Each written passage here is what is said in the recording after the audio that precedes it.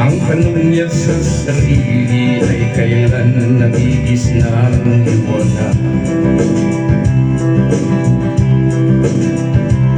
Malayo ang isis at nakakuyong yaring mga bala. Bakit daw siya nagdurusa sa kasalanan di niya ginawa? Kahapon lamang ay kapiling niyang kanyang asawa, anak. Namumuhay ang tahimik sa isang munting daan ng baytuwa. Ang kaligayahan ay pinutol ng isang parating sa kanya.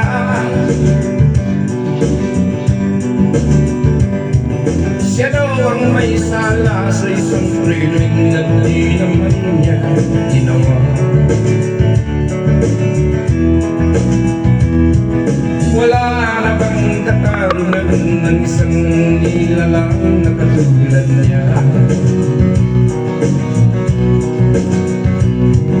Ilan pang tulad niya ang magdurusa na walang kasalanan? Di ba't ang batas natin pantay-pantay, walang mahirap mayaman? Bakit marami ang nagdurusang mga walang kasalanan? Mga ilang araw na lamang haharapin na niya bitayan. Paano niya isisigaw na siya'y sadyang walang kasalanan? Di ba't ang batas natin pantay-pantay, siyang mahirap malaman?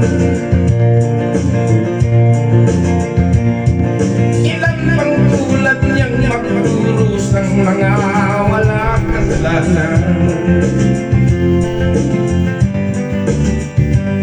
Dumating na ang araw na harapin na niyang kanyang kamatayan. Sa isang upuang bakal na kay dami ng buhay na ginutang.